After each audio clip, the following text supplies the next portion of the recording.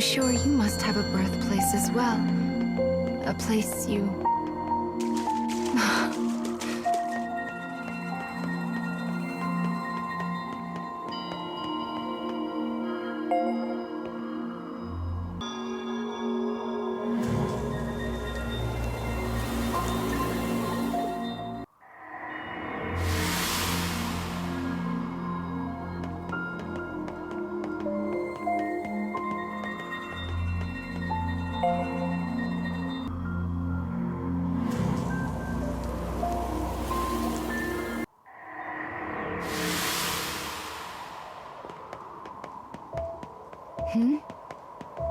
Do you hear that?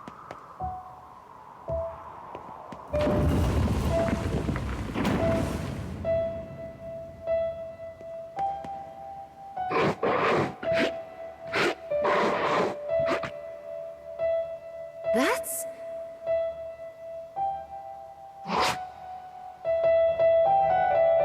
It escaped again.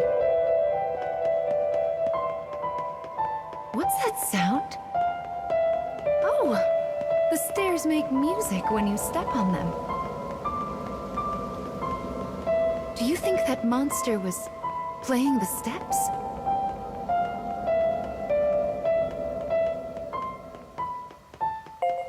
That's a rather cute thing to do, don't you think?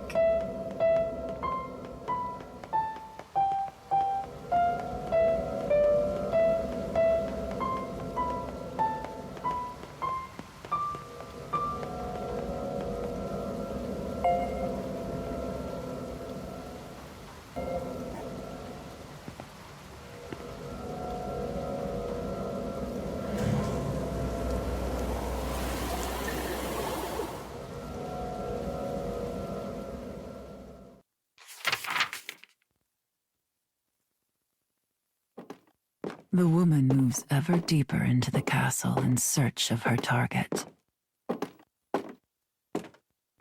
Her mission is to kill the son of an enemy lord and halt his possible succession. The enemy army values blood. If the successor were to die, chaos will inevitably follow.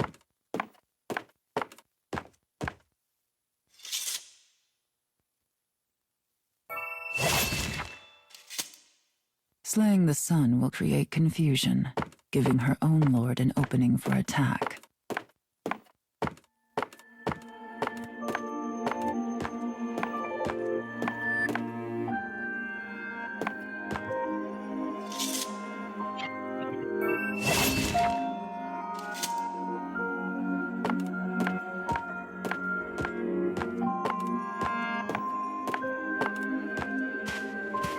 She passes through the corridors and moves toward a reception room. Outside, the rain falls in endless gray sheets. A child sits alone, his frame made smaller by the size of the room. She recognizes the boy's face from her scroll. Without a word, she draws her sword and points the tip at the child's throat. Yet he simply stares at the cold steel, making no move to escape. As the woman studies the child's haggard face, she realizes something.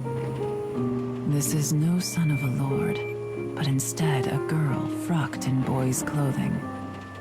The woman asks her target why this is. As if a dam has burst, the girl suddenly lets fly with a torrent of grievance. I wish this house and this entire nation would fall.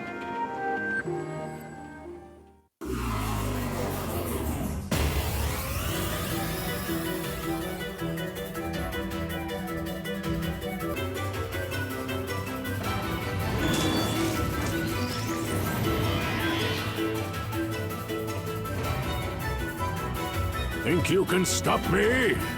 Ha!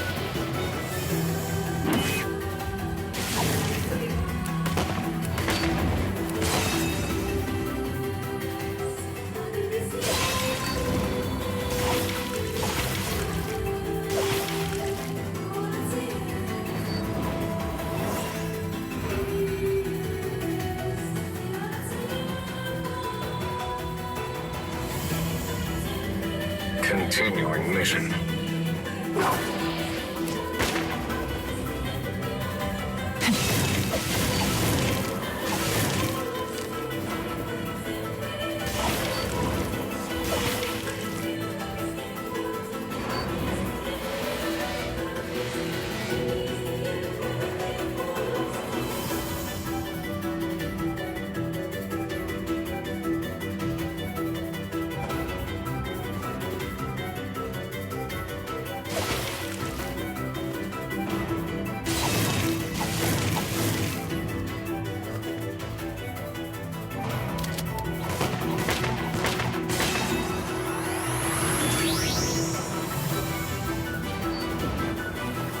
Need some fighting spirit!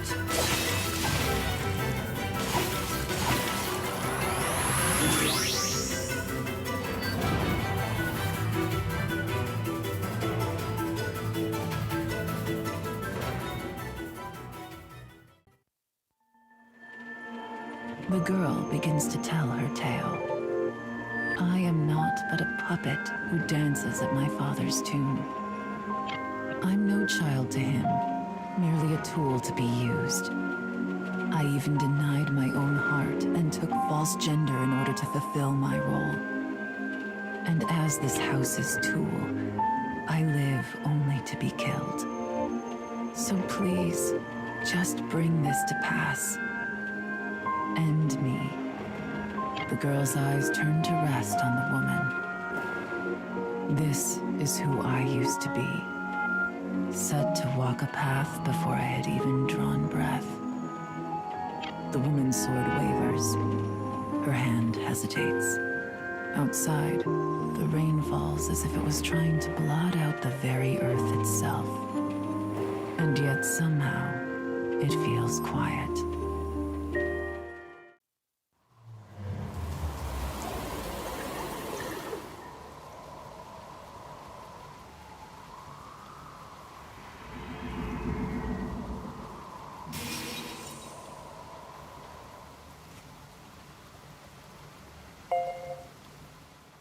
The next memory should be the last one in this area.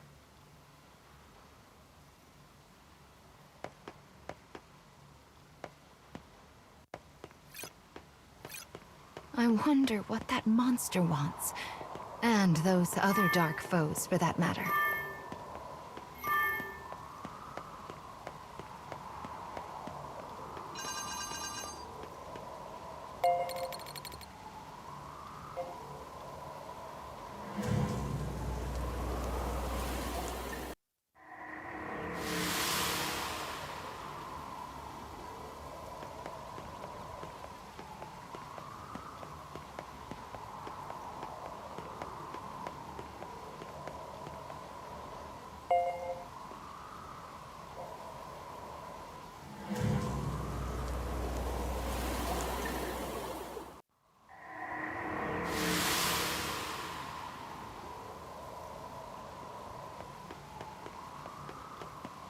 I think the last scarecrow in this area is inside this building.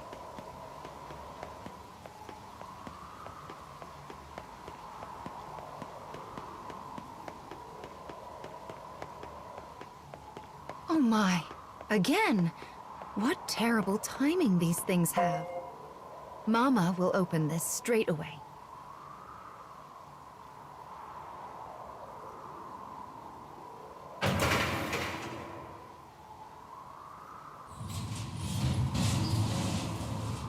There. Can you get through now?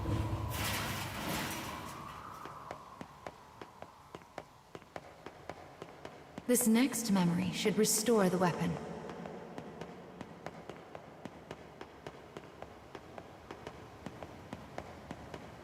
The scarecrow is right there. Brave faces now.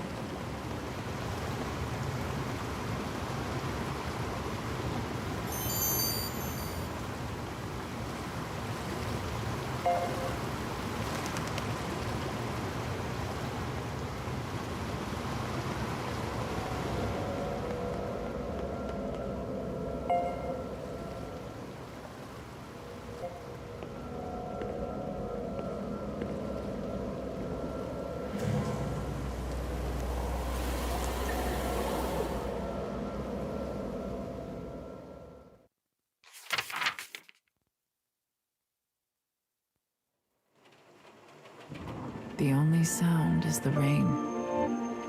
A long moment passes.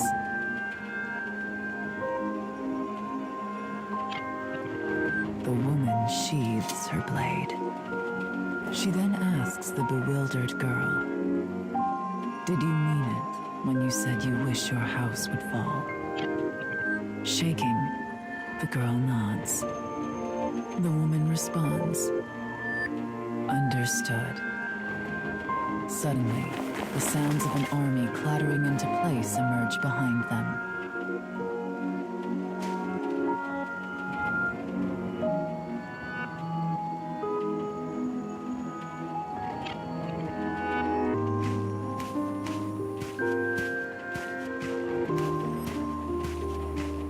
A score of soldiers bursts into the reception room. The woman's face is the very picture of composure. "Come then," she whispers.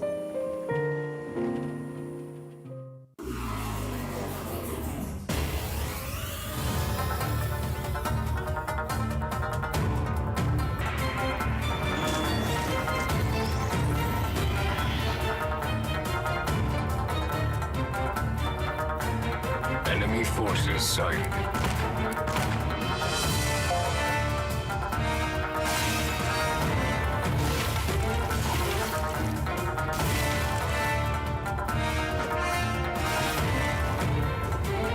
Come.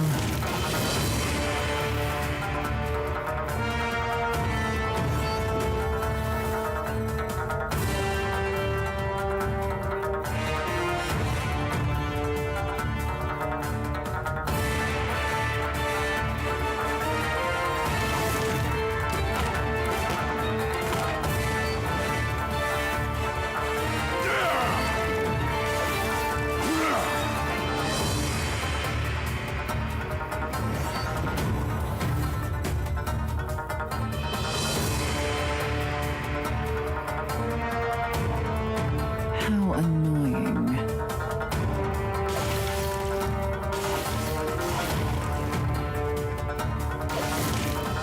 Fire.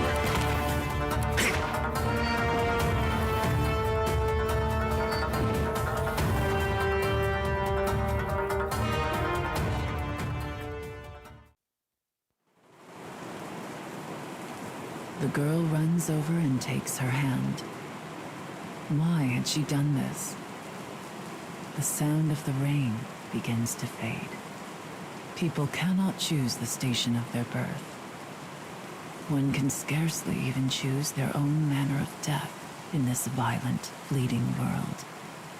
But perhaps one can choose to let another live. I was a tool of my house who carried out her role. My hands are stained with sins beyond counting. I doubt this will absolve me of my actions, but it might make a nice gift to bring with me into hell. She can no longer hear the rain. Tears roll down the girl's cheeks, and on the woman's face is something almost like a smile.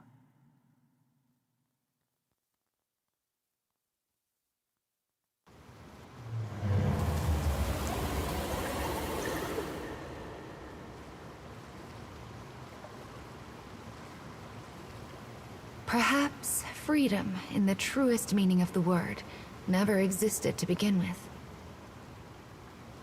We are bound by heavy chains, which closes many doors, and one often lacks the will to choose from the remaining options.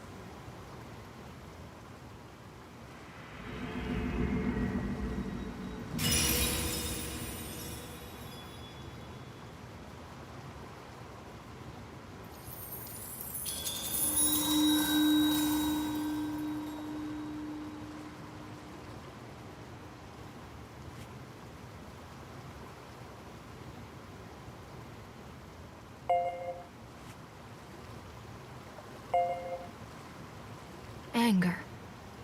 This is the fourth fragment that you've lost. What is your anger meant for? Is it for a person, the world, your fate, or perhaps yourself?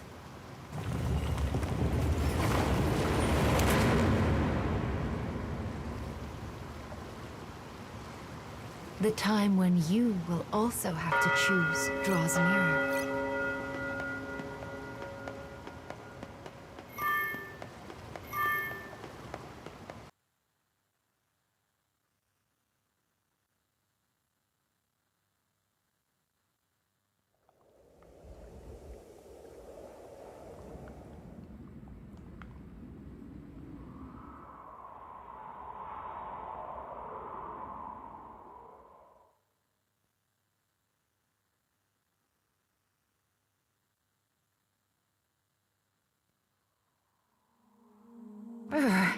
It's so cold all of a sudden. Is this snow that's falling? Even the cage has varying weather, it seems.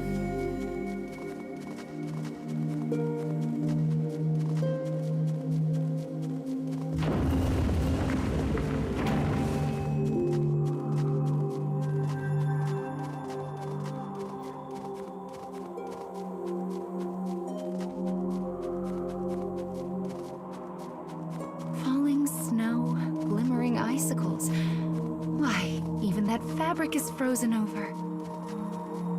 I never thought I'd get to see such a beautiful sight. Mama is truly touched.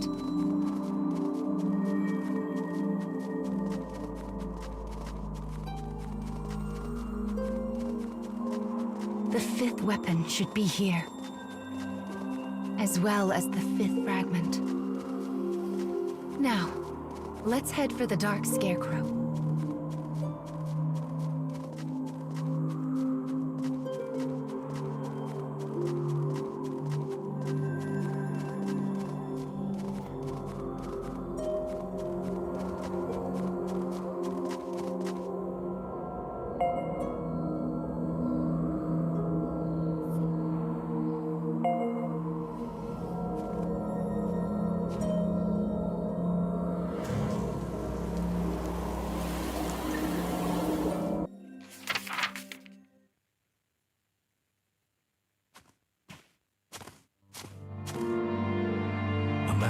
His way along a mountain path, buried in snow.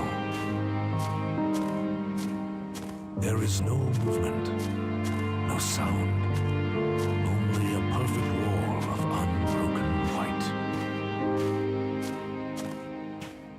His breath comes out in a set of steady white puffs. Before long, the sun begins to set. Yet the man's pace does not falter. A rift in the ground blocks his way. The crevice is so deep, he cannot see the bottom. The man produces his trusty hand axe from within a deep pocket.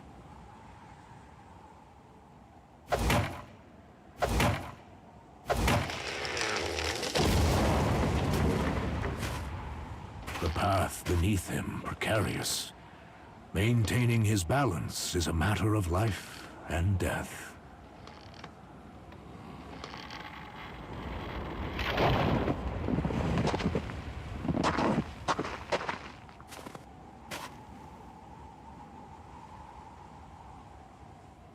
Once he moves past the danger, he again makes for the peak.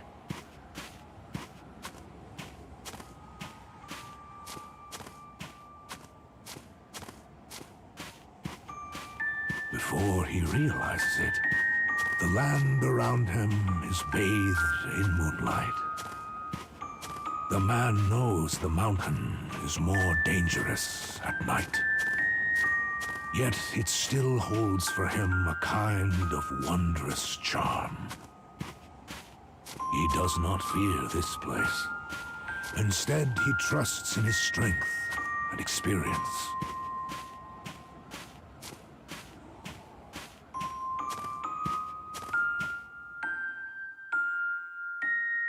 Suddenly, the steely glint of animal eyes glimmer all around him.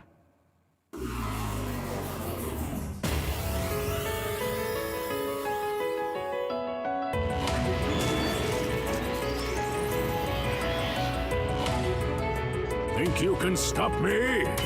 Ha!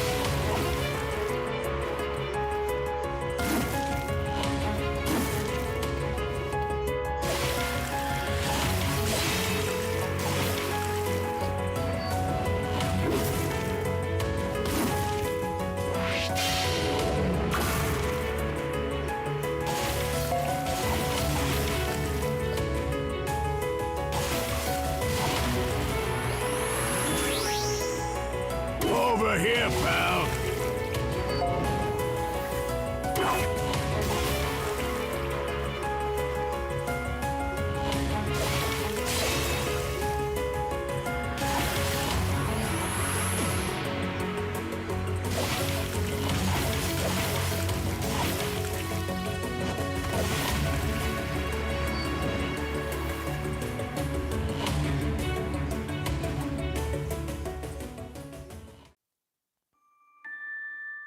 The man, remaining calm, confronts a pack of wolves.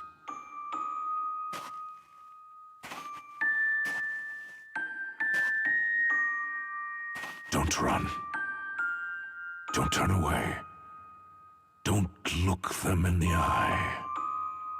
The final roar sounds.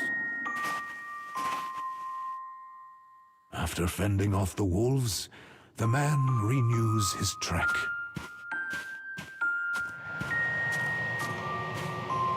No person has ever reached the summit of the mountain he now climbs.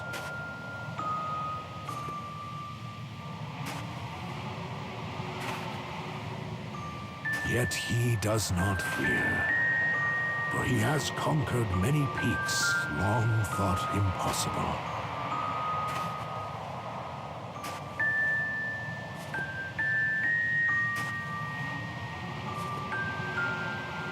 He forever seeks the line between life and death within the harshest environments.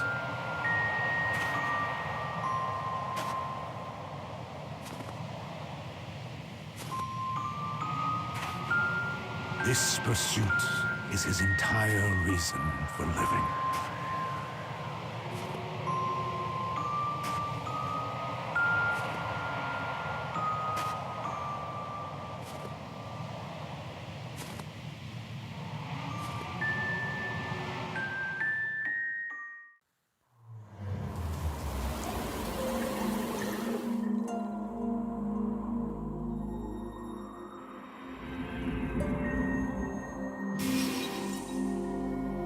So this memory is from an adventurer. He certainly looked strong, don't you think? I've never climbed a mountain before. Not that I could, seeing as my legs don't touch the ground.